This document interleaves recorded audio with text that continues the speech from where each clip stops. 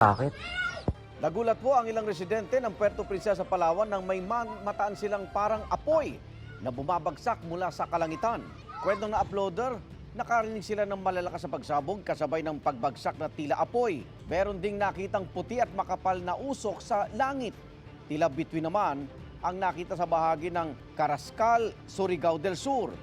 Gayun din sa Tampakan, South Cotabato. Inaalam na ng Philippine Space Agency kung may kinalaman ng mga ito sa launch ng Long March 12 rocket mula sa Hainan, China kahapon.